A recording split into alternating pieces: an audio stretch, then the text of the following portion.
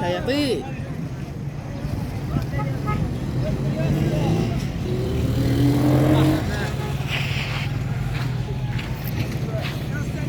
لله يا محسنين لله، حسنة قليلة تمنع بلاوي كتير. لله يا ابني. خد يا عم وادعيلي بالنجاح.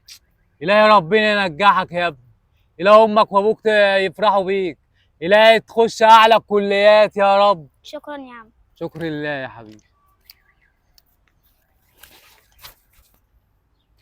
لله يا محسنين لله، حسنة قليلة تمنع بلاوي كتير. هو من دي امتى حاجة وفي لله يا ابني. شحاتين بيقعدوا على المسلانه؟ انا اول مره اشوفك يا عم. الظروف حكمت يا ابني، ساعدني. تديني جنيه ربنا يبعت لك 10 جنيه. يا عم انا الاقي شغل، ده انا ابويا بيديني مصروف.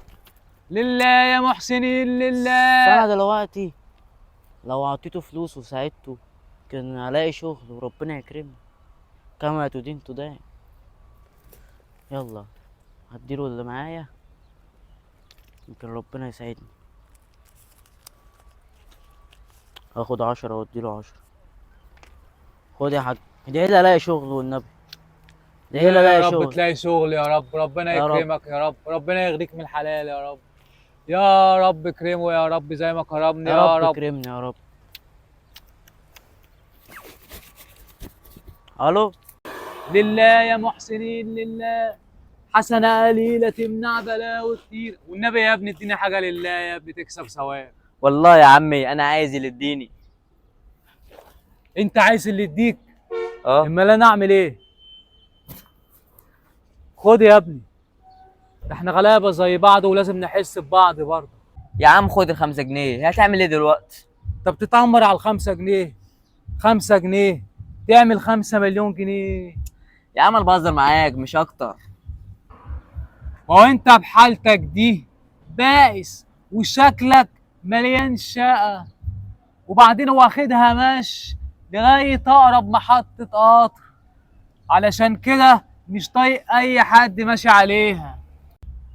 اه بس انت شكلك مش شحات. يا باشا كلنا بنشحت من بعضينا، بس لا مؤاخذة أنا خليتها مهنة مهنه؟ من غير أي مسوقات تجميل كمان.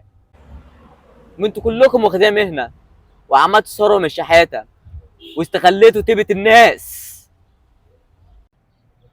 نظرتك ضيقة وعايز تبين لي إن أنت فاهم، بس الناس اللي أنت بتتكلم عليهم دول مختلفين تماما عني. مختلفين ازاي يعني؟ انتوا كلكم بتشحتوا زي بعض. فهمني عشان انا مش فاهم. ما هو دول الناس اللي بيستغلوا قلوب الناس الطيبة، زي كده الناس المعاقين والستات العواجيز واللي قاعدين على كرسي بعجل. ما دول بالذات انا مش مصدقهم ومش بديهم اي حاجه. ده بالنسبة لك انت علشان انت فاهم وبتحب تشغل دماغك، لكن اغلب الناس بيساعدوهم لوجه الله. ما هم بيعملوا كده علشان الناس تصدقهم. لو واحد غني هيعطف عليهم. وهيدولهم الزكاة كمان. ده كلهم معاقين ومكسحين وعواجيز وشباب مش لاقي شغل. بيكسبوا كتير. جدا، ده بيدولهم خمسينات وميات وكمان ميتينات. وانت بقى بتكسب كام؟ انا راجل مش عجوز، والحمد لله رجلي شايلاني وما عنديش اي اعاقه. مظبوط. انا بقى نفسي اسالك سؤال، انت بتشحت ليه؟ ما تروحش تلاقي شغلانه. يا عم ما هي دي شغلانتي، انت فاكر ايه؟ دي فيها حضور وانصراف وتعب وشقه برضك. هو انا واقف مع فيلسوف وبتلم ايه في اليوم؟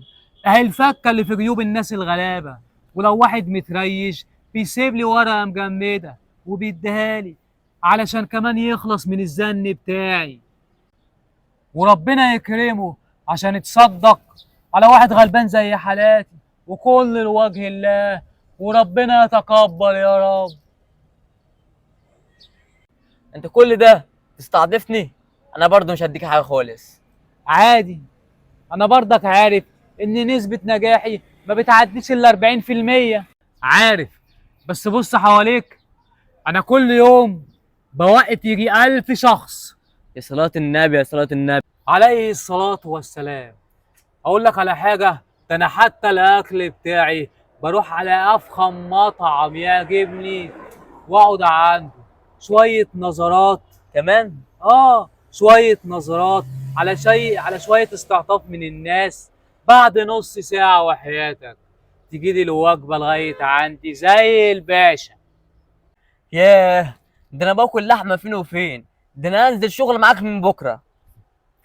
كسرة القيمة والنفس مستحيلة زي حالاتك، مع انك اوريدي شحات بس برستيج لا مؤاخذة.